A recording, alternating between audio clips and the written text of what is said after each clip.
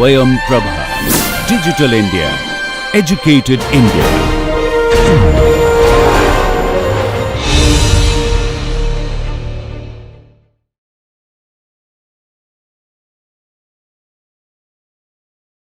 போன பாடத்தில் இந்த EOQ model with back ordering அப்படிங்கிறத பற்றி படித்தோம்.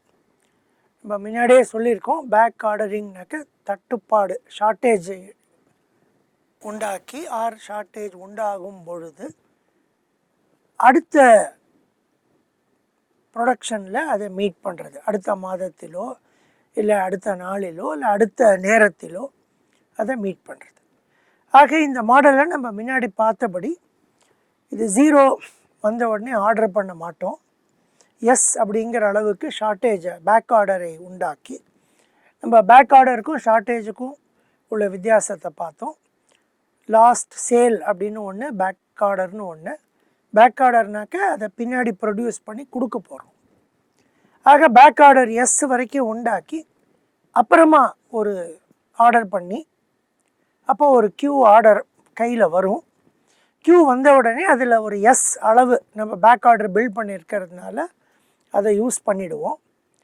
யூஸ் பண்ணிவிட்டு நமக்கு ஐஎம் கிடைக்கும். IM is equal to Q minus S அப்படின்னு வச்சு மாடல் பில்ட் பண்ணோம். மாடல் பில்ட் பண்ணும்போது கியூ எஸ் இரண்டினுடைய வேல்யூவும் நமக்கு தெரியணும். இந்த டெரிவேஷனை முன்னாடி பார்த்தோம். ஸோ டெரைவ் பண்ணால் கடைசியில் கியூ வந்து இந்த ஃபார்முலாவில் வரும். 2DC0/Cc into Cc + Cs /Cs. எஸ்ங்கிறது QCC/Cc + Csன்னு வரும். ஆக முதல்ல கியூவை இந்த ஃபார்முலா யூஸ் பண்ணி கண்டுபிடிச்சுட்டு அந்த கியூவோட வேல்யூவை இதில் போட்டோன்னா எஸ் கிடைக்கும். QS ரெண்டும் கிடைச்சதுக்கப்புறமா இதை யூஸ் பண்ணி டோட்டல் காஸ்ட்டு கால்குலேட் பண்ண முடியும். ஏன்னா முன்னாடியே நமக்கு DC0, CC, CS இது நாலும் நமக்கு தெரியும். டிங்கிறது demand, C0 order cost, CC holding cost, CS back order அல்லது ஷார்ட்டேஜ் காஸ்ட் நமக்கு தெரியும். கியூவை இதிலிருந்து கண்டுபிடிச்சி எஸ்ஸை கியூவை வைத்து கொண்டு கண்டுபிடிச்சிட்டான்னாக்க இது போட முடியும். ஒரு நியூமரிக்கல் ஒரு கணக்கை போட்டிருந்தோம். நம்ம இந்த கணக்கு போடும் பொழுது போட்ட கணக்கை தான் எடுத்திருக்கோம். அது கூட ஒரு எஸ்ஸை 300 ரூபாய் அப்படின்னு ஆட் பண்ணியிருக்கோம். சிஎஸ்ஸை ஆட் பண்ணியிருக்கோம். ஃபார்முலாவில் போட்டு ஸ்கொயர் ரூட் எடுத்து பண்ணினா 1449 அப்படின்னு வருது கியூ உடைய வேல்யூ. எஸ் உடைய வேல்யூ 414 வருது. இதில் டோட்டல் காஸ்ட்டை கண்டுபிடித்து கொண்டிருந்தோம். அதில் தான் வந்து ஒரு சிறு தவறு, கால்குலேட் பண்ணதில் வந்து ஒரு சின்ன எண் மாறி இருந்தது. அதை இப்போ மாற்றி பார்க்க போகிறோம். ஸோ 3 வகையான காஸ்ட் இருக்குது. Order cost, inventory cost, shortage அல்லது பேக் ஆர்டர் காஸ்ட். ஆர்டர் காஸ்ட்டுங்கிறது D/Q × C0. அதான் இங்கே கொடுக்கப்பட்டு இருக்கிறது. 15,000 × 6,000/1449.14. அது 62,105.8க்கு வருது. இன்வென்ட்ரி ஹோல்டிங் காஸ்ட் வந்து Q - S ² /2Q × CC அப்படின்னு வரும். இப்போ Q தெரியும், S தெரியும்.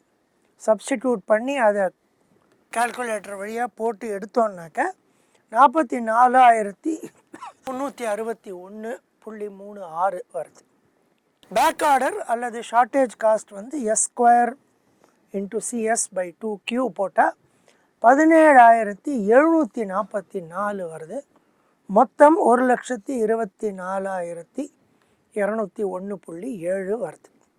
இப்போ இன்னும் 2 விஷயங்களை நம்ம பார்க்கணும். முதல் விஷயம் வந்து போன மாடல், ஷார்ட்டேஜ் இல்லாத மாடல் வந்து ஆர்டர் காஸ்ட்டையும் இன்வென்ட்ரி கேரியிங் காஸ்ட்டையும் பேலன்ஸ் பண்ணும் அப்படின்னு பார்த்துருக்கோம். ஆக அந்த கணக்கு நியூமரிக்கல் போடும் பொழுது இது 73,484, இதுவும் 73,484.7 ரெண்டும் ஈக்குவலாக வந்தது. அது ரெண்டையும் கூட்டினா 1,46,970 வருகிறது. இதை வந்து கூட்டும்போது காஸ்ட் வந்து கம்மியாகுது. இது 1,24,211 தான் வருது. ஆக நமக்கு எடுத்த உடனே ஒரு ஃபீலிங் வந்து இந்த மாடலில் வந்து காஸ்ட் செலவு குறைகிறது, ஆக இது வந்து ஒரு நல்ல மாடலாக இருக்கலாம் அப்படின்னு ஒரு எண்ணம் நமக்கு உண்டாகும். அதை பற்றி பார்ப்போம். ஆனால் அதற்கு முன்னாடி பார்க்க வேண்டியது, போன மாடலில் இது ரெண்டும் ஈக்குவலாக வந்தது. ஆர்டர் காஸ்ட்டும் இன்வென்ட்ரி ஹோல்டிங் காஸ்ட்டும் ஈக்குவலாக வந்தது. இந்த மாடலில் 3 காஸ்ட் வருது. இது ஆர்டர் காஸ்ட் ஓசி அப்படின்னு காட்டுறேன், இது இன்வென்ட்ரி ஹோல்டிங் காஸ்ட் ஹெச்சின்னு காட்டுறேன், ஷார்ட்டேஜ் காஸ்ட் எஸ்சி அப்படின்னு காட்டுறேன். இதில் நீங்கள் கவனிச்சிங்கன்னா இந்த இன்வென்ட்ரி ஹோல்டிங் காஸ்ட்டையும் ஷார்ட்டேஜ் காஸ்ட்டையும் கூட்டினால் உங்களுக்கு கரெக்டாக இந்த ஆர்டரிங் காஸ்ட் வரும். இப்போ கூட்டும்போது இதில் முடியறது, இது கொஞ்சம் அப்ராக்சிமேட் ஆகும். செகண்ட் டெசிமலில் ஒரு சின்ன டிஃப்ரென்ஸ் இருக்குமே ஒழிய மற்றபடி கூட்டினீங்கன்னாக்கா உங்களுக்கு இந்த ரெண்டும் கூட்டினா 44,300, இது 17,700 கூட்டினீங்கன்னாக்கா 44 17 61, இன்னொரு 1000 வந்து 62 கூட்டும்போது வந்துடும். ஸோ இந்த மாடலில் Q அண்ட் S வந்து ஆர்டர் காஸ்ட்டை ஒரு பக்கமும் ஹோல்டிங் காஸ்ட் ப்ளஸ் ஷார்ட்டேஜ் காஸ்ட்டை ஒரு பக்கமும் எடுத்துக்கொண்டு அது ரெண்டையும் பேலன்ஸ் பண்ணும் அப்படிங்கிறது இந்த நியூமரிக்கல் கணக்கு மூலமாக தெரிந்து கொள்ளலாம். ப்ரூவ் பண்ணவும் முடியும் அது எல்லாத்தையும். ஆனால் இப்போ நம்ம ப்ரூவ் பண்ண போகிறதில்ல, ஆனால் எல்லாத்தையும் ப்ரூவ் பண்ண முடியும். அல்ஜிப்ரிக்காக மேத்தமேட்டிக்கலாக ப்ரூவ் பண்ண முடியும். இந்த பாடத்தில் அதெல்லாம் ப்ரூவ் பண்ண போகிறதில்ல. So order cost is equal to holding cost plus shortage cost, இது முதல்ல வருது. ரெண்டாவது, நம்ம முன்னர் பார்த்தது போல் பழைய மாடலில் வந்து 1,46,000 சொச்சம், இதில் 1,24,211. ஆக இது வந்து கம்மியாக இருக்குது. ஆக நம்ம ஷார்ட்டேஜ் அலோவ் பண்ணலாம் போல் இருக்கே அப்படின்ற ஒரு எண்ணம் வரும். அதற்கு முன்னாடி எதனால் கம்மியாகுதுங்கிறதையும் ஒரு தடவை பார்த்துடலாம். ஸோ இதில் பழைய மாடல் பார்க்கும்போது இந்த நியூமரிக்கல் கணக்கில் Q வந்து 1,224 வந்தது. இதில் வந்து Q வந்து 1,449 வருது, அதிகமாகிறது. ஏன்னா இந்த ஃபார்முலா படி பார்த்தான்னாக்க முதல்ல 2D C0/Cc தான் இருந்தது. இப்போ இன்ட்டு Cc + Cs / Csன்னு போடுறோம். Cc + Cs/Csங்கிறது 1 விட அதிகமாக இருக்கும். Cc + Csங்கிறது Csஐ விட அதிகமாக இருக்கும். ஆகவே Q அதிகமாகும். 1,224 ஆனது இப்போ 1,449 வந்துவிட்டது. ஆனால் என்ன பண்ணுறோம், உடனே இது வந்த உடனே பேக் ஆர்டர் கொடுத்துட்றோம். 414 கொடுத்ததுனால ஐஎம் அப்படிங்கிற இன்வென்ட்ரி வந்து கிட்டத்தட்ட 1000 தான், 1035 தான் வரும். ஸோ இது வந்து 1035 தான் வரும். அதனால இன்வென்ட்ரி நம்ம கொஞ்சம் கம்மியாக தான் ஹோல்டு பண்ணுவோம். அப்புறமா இந்த இடத்துல பேக் ஆர்டர் நேரம் வரும், அதனால இன்வென்ட்ரி கம்மியாக ஹோல்டு பண்ணுவோம், இன்வென்ட்ரி காஸ்ட் குறையும். ஆனால் ஷார்ட்டேஜ் காஸ்ட் அதிகமாகும். இது ரெண்டையும் நம்ம சேர்க்கும்போது பேலன்ஸ் ஆகும், ஆர்டர் காஸ்ட்டோடைய பேலன்ஸ் ஆகும். இப்போ Q அதிகமானதுனால இந்த மாடலில் Q 1,449 ஆனதுனால D/Q × C0ங்கிறது குறையும். போன இதில் 1,224 தான் அதிகமாக இருக்கும். அப்போ 73 கிட்ட வந்தது, இப்போ 62 கிட்ட தான் வருது. அது 2ஆல் பெருக்கினோன்னா குறையும். ஆக ஏன் குறைகிறதுங்கிறத பார்த்துடுறோம். இப்போ அதனால் இப்போ 300 ரூபா ஷார்ட்டேஜ் காஸ்ட்னு போட்டதுனால குறையிறது. இப்போ நம்ம வந்து முன்னாடி ஒரு தடவை பார்த்தோம், இந்த ஷார்ட்டேஜ் காஸ்ட்டில் வந்து குட்வில் நன்மதிப்பை இழக்கும் வாய்ப்பு இருக்குது, அதை இழக்க மாட்டாங்கங்கிறத நம்ம முன்னாடி பார்த்தோம். அதை வந்து நம்ம வேறு விதமாக இப்போ கவனிக்கலாம். இப்போ இந்த ஃபார்முலாவை வந்து Q is equal to √2D C0/Cc into Cc + Cs/Csன்னு பார்த்தோம். அதை 1 + Cc/Cs என்று எடுத்துக்கொள்ளலாம். இப்போ Ccங்கிறது 120 இருந்தது, Cs 300 இருந்தது. போடும்போது Q அதிகமாச்சு. இப்போ Csங்கிற ஷார்ட்டேஜ் காஸ்ட்டை நம்ம அதிகரித்து கொண்டே போனால் என்ன ஆகும், இந்த Cc/Csங்கிறது குறைந்து கொண்டே வரும். ஆக Q குறைந்து கொண்டே வரும். உண்மையிலேயே நம்ம நன்மதிப்பை வந்து நம்ம இழக்கக்கூடாது அப்படின்னு நினச்சோன்னாக்க சிஎஸ்ங்கிறதுக்கு நம்ம நல்லா அதிகமான ஒரு வேல்யூ தான் கொடுக்கணும். ஒரு ஷார்ட்டேஜ் வந்ததுன்னா ரொம்ப கஷ்டம் அப்படின்னு நினச்சோன்னாக்க ஷார்ட்டேஜ் வரக்கூடாதுங்கிற காரணத்துக்காக ஷார்ட்டேஜ் காஸ்ட்டை அதிகரிக்க வேண்டும். ஐடியல் சிச்சுவேஷனில் நம்ம ஷார்ட்டேஜ் காஸ்ட் என்னன்னு தெரியாது, நம்ம கஸ்டமருடைய நன்மதிப்புக்கு விலை போட முடியாது. அதனால் ஐடியலாக மேத்தமேட்டிக்கலாக சிஎஸ் ஈக்குவல் டு இன்ஃபினிட்டி, மிக மிக அதிகமான ஒரு காஸ்ட்டை கொடுக்கணும். நன்மதிப்பை இழக்கவே கூடாது அப்படிங்கிற எண்ணத்தில் சிஎஸ்ஸை ரொம்ப ஹையாக கொடுத்துட்டோன்னாக்க இந்த சிசி ப்ளஸ் சிஎஸ்ங்கிறது ஜீரோவாக மாறிவிடும். அப்போது கியூ வந்து பழைய கியூக்கே வந்துவிடும். ஆக இந்த கணக்கிலிருந்து நம்ம புரிந்து கொள்ள வேண்டியது என்னன்னாக்க, காஸ்ட் குறையிறதுங்கிற காரணத்தினால பேக் ஆர்டரை அலோவ் பண்ணக்கூடாது. நம்மளா வேணும்னே பேக் ஆர்டர் அலோவ் பண்ணி பண்ணுறது நல்லதல்ல. அப்போ நம்ம சிஎஸ்ங்கிறத அண்டர் எஸ்டிமேட் பண்ணியிருக்கோம், குறைத்து மதிப்பிட்டு இருக்கிறோம் அப்படிங்கிற அர்த்தத்தை அது உண்டாக்கும். ஐடியலி சிஎஸ் வந்து இன்ஃபினிட்டியாக இருக்கணும், நல்ல அதிகமாக இருக்கணும். அப்படி இருக்கும் பொழுது இந்த மாடல் பழைய மாடலுக்கு மாறிவிடும். அப்போ எஸ் வந்து ஜீரோவாக மாறிவிடும். ஏன்னா QCC by CC plus CS, CS infinity ஆன உடனே அது வந்து ஜீரோவாக மாறிவிடும். ஸோ ஷார்ட்டேஜே இருக்கக்கூடாது அப்படிங்கிறது தான் இந்த மாடல் மூலமாக நாம் புரிந்து கொள்ள வேண்டும். ஸோ இஸ் பேக் ஆர்டர் அட்வான்டேஜஸ்ன்னு கேட்டிங்கன்னா ஆன்சர் ஜென்ரலாக நோ தான்.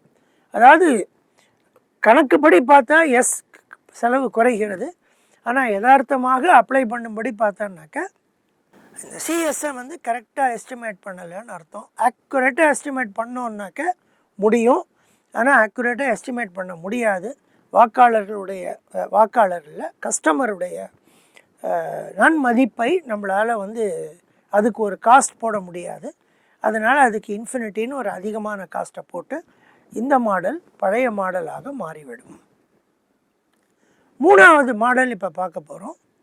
இது வந்து எக்கனாமிக் பேட்ச் குவான்டிட்டி. முன்னாடி வந்து எக்கனாமிக் ஆர்டர் குவான்டிட்டிங்கிறது பார்த்தோம், இப்போ எக்கனாமிக் பேட்ச் குவான்டிட்டி அப்படின்னு பார்க்க போகிறோம். முன்னாடி பார்த்ததில் வந்து நம்ம பொருட்களை வாங்குகிறோம். நம்ம தொழிற்சாலையில் நம்ம ஒரு பொருளை பண்ண போகிறோம். ஒரு உதாரணத்துக்கு நம்ம காரை எடுத்துக்கொண்டோம்.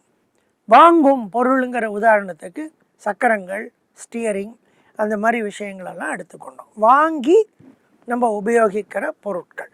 அப்போ அதில் தட்டுப்பாடு இருக்கக்கூடாது அப்படிங்கிறத இப்போ பார்த்தோம். இது வந்து தயாரிப்பது, ப்ரொடியூஸ் பண்ணுறது. எக்கனாமிக் பேட்ச் குவான்டிட்டிங்கிறது தயாரித்தல், ப்ரொடக்ஷன் அப்படின்னு நம்ம பார்க்குறோம். அப்போ அதில் எப்படி வருதுன்னு பார்க்குறோம். இந்த மாடலில் வந்து எவ்வளவு, ஹவு மச் டு ப்ரொடியூஸ் அப்படின்னு நம்ம கேட்க போகிறோம். ஹவு மச் டு ஆர்டர்னு கேட்கல, ஹவு மச் டு ப்ரொடியூஸ், எவ்வளவு தயாரிக்க வேண்டும் அப்படிங்கிறத கேட்குறோம். அதுக்கு எப்படி பதில் சொல்கிறோம் அப்படின்னாக்க, நம்ம இந்த மாடலில் ஒரே ஒரு பொருளை தயாரிக்கிறோம் அப்படின்னு நம்ம எடுத்துக்கலாம். அந்த பொருளுக்கு டிமாண்ட் டி, அதே டி தான் டிமாண்ட். டிமாண்ட் வந்து டி பர் இயர். நம்ம இன்னும் ஒன்று எடுத்துக்க போகிறோம். நம்மளுடைய கெப்பாசிட்டி, தயாரிக்கும் அளவு, தன்மை எவ்வளவு இருக்குதுன்னு பார்த்தா அதை நம்ம பி அப்படின்னு எடுத்துக்க போகிறோம். பிங்கிறது ப்ரொடக்ஷன். பி எவ்வளோ ப்ரொடியூஸ் பண்ண முடியும், எவ்வளவு தயாரிக்க முடியும் அப்படிங்கிறது பி அப்படின்னு எடுத்துப்போம். இந்த மாடலை பொறுத்த வரைக்கும் நம்ம எப்படியும் டிமாண்டை மீட் பண்ணி ஆகணும். அதனால் P is greater than D. Greater than equal to போடலை, P is bigger than D. இப்போ ஒரு டிமாண்ட் 10,000 15,000 அப்படின்னா ப்ரொடக்ஷன் கெப்பாசிட்டி 20,000 25,000 இருக்குதுன்னு எடுத்துக்கலாம். இதை டிரைவ் பண்ணுவதற்காக எடுத்துக்கலாம். பின்னாடி இன்னொரு மாடலில் நம்ம பார்க்க போகிறோம் எப்படி அதை யூஸ் பண்ணுவோங்கிறது. So P is bigger than D அப்படிங்கிறத நம்ம எடுத்துக்கணும். இப்போ அதில் என்ன பண்ணுவோன்னாக்க, ஒரு முறை தயாரிக்க ஆரம்பிக்கும் பொழுது அந்த மெஷினரியை வந்து செட்டப் பண்ணணும். நம்ம எந்த பொருளை தயாரிக்கிறோமோ அந்த பொருளுக்கு தகுந்தாற் போல் அந்த மெஷினில் சில மாற்றங்களை செய்து, சில நம்பர்கள், சில பேராமீட்டர்ஸ், சில விஷயங்களை மாற்றங்கள் செய்து அந்த மெஷினை தயார்படுத்தி அதுக்கு அப்புறம் தான் ப்ரொடியூஸ் பண்ண முடியும். அந்த மாதிரி தயார்படுத்துதலுக்கு செட்டப்னு பேர். SETUP, setup cost. இங்கே செட்டப்புங்கிற வார்த்தையை யூஸ் பண்ணியிருக்கோம். தயார்படுத்துதல் அப்படின்னு அர்த்தம் செட்டப். ஒரு முறை ப்ரொடியூஸ் பண்ணும்போது பண்ணுறோம். அளவு பிரச்சனை கிடையாது. ஒரு தடவை ப்ரொடியூஸ் பண்ணணும் அப்படின்னு நினச்சா மெஷினை செட்டப் பண்ணி ப்ரொடியூஸ் பண்ணணும். இது கிட்டத்தட்ட போன மாடலில் நம்ம பார்த்தது இல்லையா, ஒரு முறை வாங்கணும்னு முடிவெடுக்கும் போது ஒரு காஸ்ட் உண்டாகிறது, அது C0. எவ்வளவு பொருட்கள் வாங்குகிறோங்கிறது அப்போ விஷயம் இல்லை. அதே மாதிரி எவ்வளவு தயாரிக்கிறோங்கிறது பிரச்சனை இல்லை. தயாரிக்க முடிவெடுத்தவுடன் ஒரு செட்டப் செய்ய வேண்டும். அந்த செட்டப்புக்கு டைமும் உண்டாகும், காஸ்ட்டும் உண்டாகும். நேரம் செலவாகும், பணம் செலவாகும். அந்த செட்டப் காஸ்ட்டை மட்டும் இப்போ நம்ம எடுத்துக்க போகிறோம். செட்டப் டைமை எடுத்துக்கல. பின்னாடி ஒரு மாடலில் செட்டப் டைமையும் எடுத்துப்போம். ஸோ செட்டப் காஸ்ட் வந்து நம்ம இதே நோட்டேஷன் யூஸ் பண்ணுறோம். C0ங்கிற நோட்டேஷன் யூஸ் பண்ணுறோம்.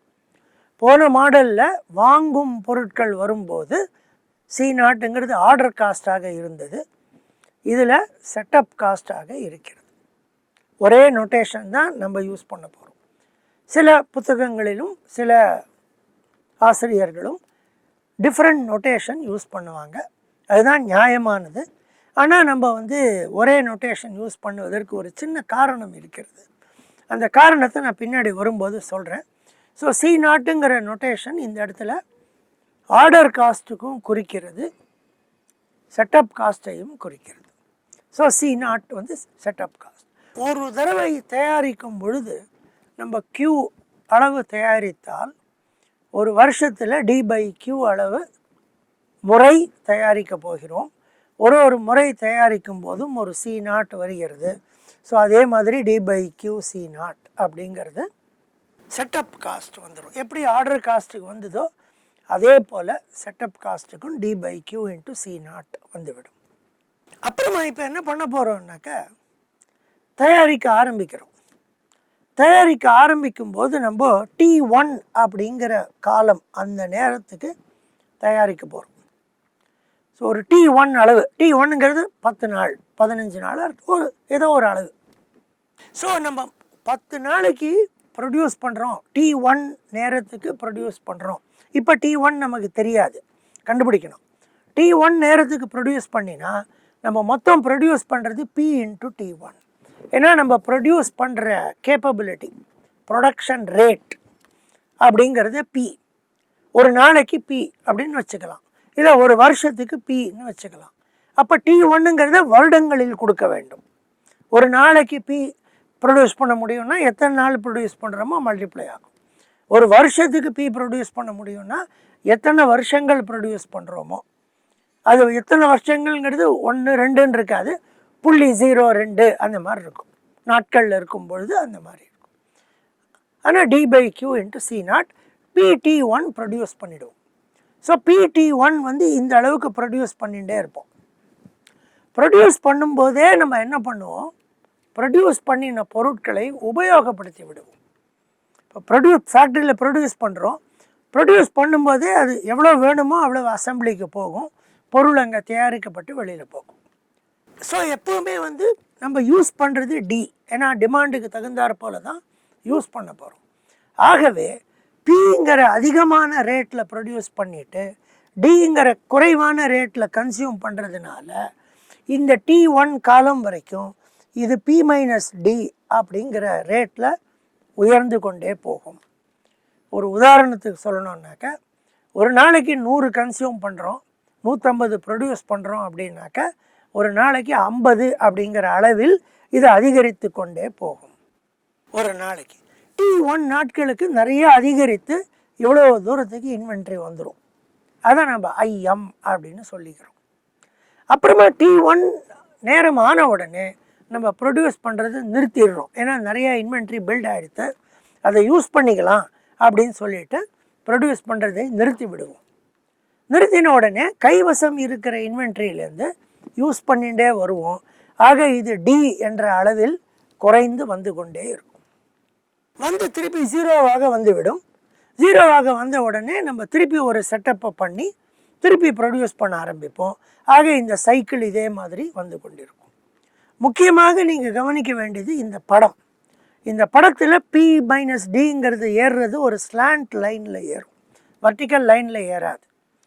ஆனால் இதே வந்து நீங்கள் இந்த மாடலில் பார்க்கும்போது வர்டிக்கல் லைனில் ஏறும், அது ஞாபகம் வச்சுக்கணும். ஸோ இது ஸ்லாண்ட் லைனில் பி மைனஸ் டியில் ஏறும், இந்த மாதிரி மாடல் இருக்கும். ஸோ இதுக்கு இன்வென்ட்ரி என்ன? Area of the triangle, half into base into height. இந்த T1 + T2ங்கிறது நம்ம T அப்படின்னு எடுத்துக்கிறோம். ஆக half into base into height போடுறோம். ஸோ ரெண்டு விதமாக இதை பார்க்கலாம்.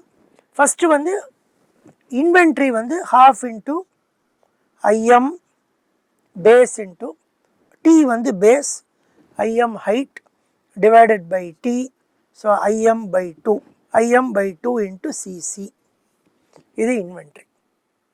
ஆனால் ஐஎம் நம்ம கண்டுபிடிக்க போகிறது இல்லை, க்யூவை தான் கண்டுபிடிக்க போகிறோம். ஆகவே க்யூவையும் ஐஎம்மையும் நம்ம ரிலேட் பண்ணணும். ஏற்கனவே இங்கே பார்த்துருக்கோம், Q is equal to P into T1 பார்த்துட்டோம். ஐஎம்ங்கிறது P minus D into T1, ஏன்னா அது எந்த ரேட்டில் இன்க்ரீஸ் ஆகுதோ அந்த ரேட்டில் P minus D into T1. Dividing one by the other, IM divided by Q is equal to P minus D by P or 1 minus D by P. முக்கியமாக நீங்கள் மேத்தமேட்டிக்கலாக அல்ஜிப்ரிக்காக பார்க்கணுன்னாக்க இந்த 1 minus D by Pங்கிறது முக்கியம். 1 minus D by Pங்கிறது நெகட்டிவாக ஆகக்கூடாது. அப்போ D by Pங்கிறது it should be smaller than 1. அப்போ தான் 1 minus D by P வந்து பாசிட்டிவ் நம்பராக இருக்கும்.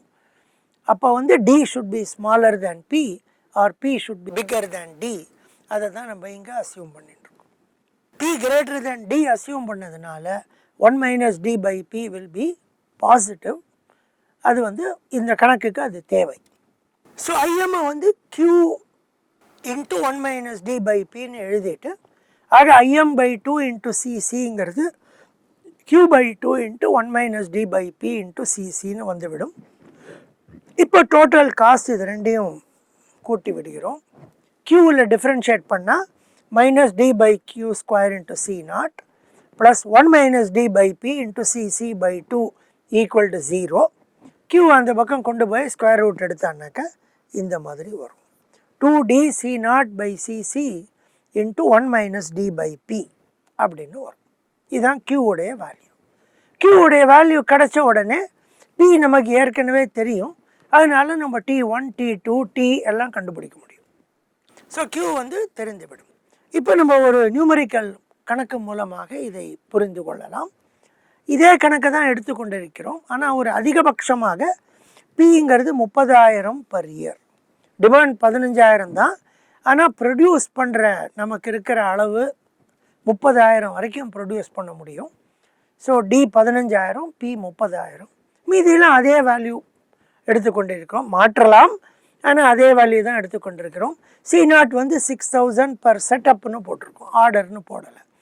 நம்பர் மாற்றியும் பண்ணலாம், அதே நம்பர் பண்ணும்போது சில விஷயங்களை நம்மளால் புரிந்து கொள்ள முடியும். அதனால் கிட்டத்தட்ட அதே நம்பர்ஸை யூஸ் பண்ணி பண்ணோம்.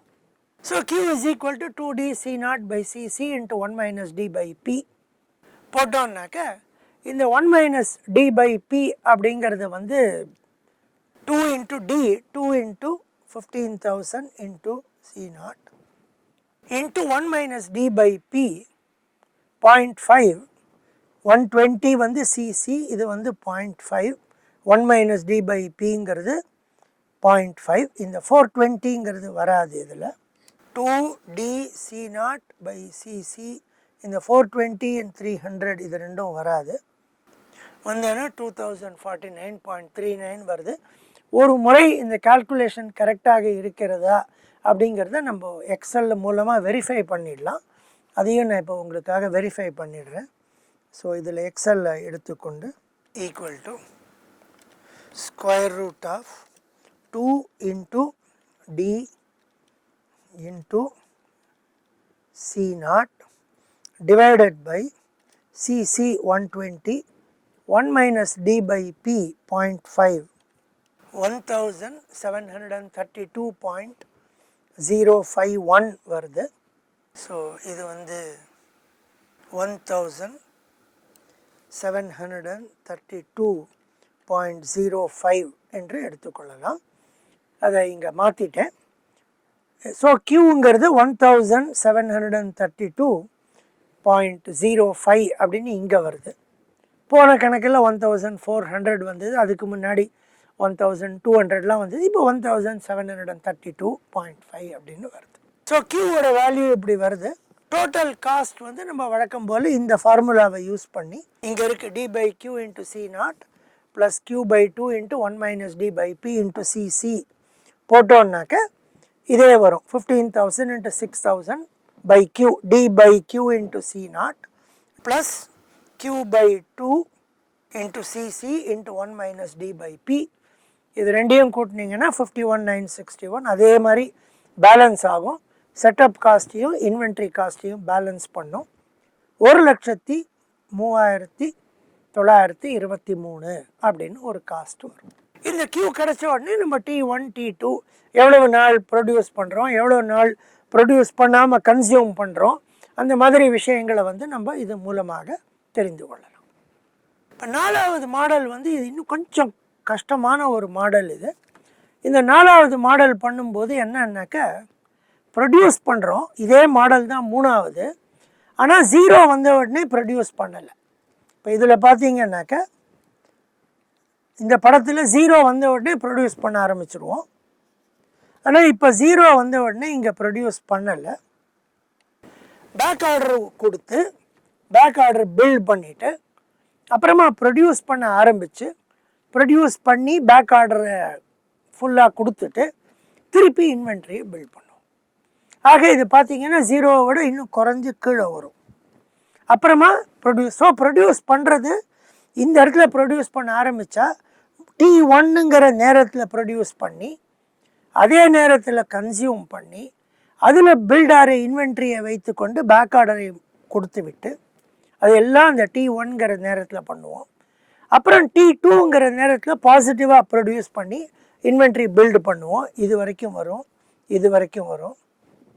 அப்புறமா T3ங்கிற இடத்துல கன்சியூம் பண்ணி அதை 0 வரைக்கும் கொண்டு வருவோம். இது T3. இந்த T3ங்கிற இடத்துல 0 வரைக்கும் கொண்டு வருவோம். அப்புறம் இன்னும் கொஞ்ச நாள் T4 வந்து பேக் ஆர்டர் பில்ட் பண்ணுவோம், ப்ரொடியூஸ் பண்ணாமல் பில்ட் ஆகும். அப்புறம் திருப்பி ப்ரொடியூஸ் பண்ண ஆரம்பித்து சைக்கிள் இப்படி பெருசாக போகும்.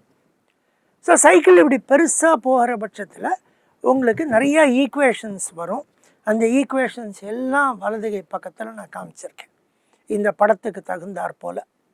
ஸோ ஒரு கியூன்னு நம்ம ப்ரொடியூஸ் பண்ணும்போது நம்ம கியூங்கிறத வந்து T1 + T2 அப்படிங்கிற நேரத்தில் நம்ம கியூவை ப்ரொடியூஸ் பண்ணுறோம். இந்த படத்தின்படி இந்த கியூவை நம்ம ப்ரொடியூஸ் பண்ணுற நேரம் T1 + T2 தான் நம்ம ப்ரொடியூஸ் பண்ணுவது. இது IMங்கிறது வந்து திருப்பி இதை மேலே கொண்டு வந்து விடுகிறேன். ஸோ IMங்கிறது P - D into T2 அதான் பில்டு பண்ணுறோம், which is equal to D into T3. அந்த T3 டைமில் கன்சியூம் பண்ணுறோம். Sங்கிறது P - D into T1 which is equal to D into T4. ஏன்னா இவ்வளோ இதை வந்து பில்ட் பண்ணிட்டோம். T1ங்கிற டைமில் ப்ரொடியூஸ் பண்ணும்போது P - Dயில் பில்ட் ஆகுது. ஸோ P - D into T1ங்கிறது ஷார்ட்டேஜ். அந்த ஷார்ட்டேஜ் எதனால் வருது? T4ங்கிற நேரத்தில் ப்ரொடியூஸ் பண்ணாமல் இருக்கிறதுனால அந்த ஷார்ட்டேஜ் வருது. ஸோ அது வந்து D into T4 ஆக மாறுகிறது. இந்த சைக்கிளுங்கிறது Tங்கிறது T1 + T2 + T3 + T4. அதுக்கப்புறமா சில சிம்பிளிஃபிகேஷன்ஸ் எல்லாம் பண்ணணும். Q is equal to DT. Dங்கிறது டிமாண்டு, Tங்கிறது ப்ரொடக்ஷன் டைம். அந்த எவ்வளவு ப்ரொடக்ஷன் டைமுக்கு உண்டான டிமாண்டை நம்ம ப்ரொடியூஸ் பண்ணுறோம். ஸோ Qங்கிறது ப்ரொடியூஸ் பண்ணுறோம், Dங்கிறது வருடாந்திர டிமாண்ட், Tங்கிறது ஒரு சைக்கிளில் இத்தனை காலம் வருடங்களாக சொன்னால் so many 0.1 0.2 அந்த மாதிரி வரும். So Q = DT. இதெல்லாம் வைத்து கொண்டு நம்ம திருப்பி ஒன்று டிவைட் பண்ணி சப்ஸ்டிடியூட் பண்ணி எல்லாம் பண்ணணும். இது ரொம்ப ஒரு இன்வால்வ்டான ஒரு டெரிவேஷன். காம்ப்ளிகேட்டட் கிடையாது, கஷ்டமானது கிடையாது. ஆனால் கூர்ந்து தவறு செய்யாமல் இதை புரிந்து கொள்ளணும். ஒரு சின்ன ஒரு மேத்தமேட்டிக்கல் எபிலிட்டி அல்ஜிப்ராவில் நம்ம கொஞ்சம் ஸ்ட்ராங்காக இருந்தோம்னாக்க இதை செய்ய முடியும். ஆக இதெல்லாம் டெரைவ் பண்ணிவிட்டு IM இஸ் ஈக்குவல் டு இப்படி ஒரு ஃபார்முலா வரும். IM plus S is equal to Q into 1 minus D by பின்னு வரும். போன மாடலில் IM plus S is equal to Qன்னு வரும். இப்போ வந்து IM plus S is equal to Q into 1 minus D by P அப்படின்னு வரும். இதை வைத்துக்கொண்டு இப்போ டெரிவேஷன் பண்ணணும். டெரிவேஷன் வந்து உங்களுக்கு கொஞ்சம் இன்வால்வ்டாக இருக்கும். நான் சொன்ன மாதிரி அந்த மாடலை விடலாம் ரொம்ப போட்டுட்டே வரணும். ஒரு பேனாவையோ நோட் புக்கை கையில் வைத்துக்கொண்டு சிம்பிளிஃபை பண்ணிகிட்டே வந்தானாக்க வரும். இந்த டோட்டல் காஸ்ட்டுக்கு 3 காம்பனண்ட் இருக்குது.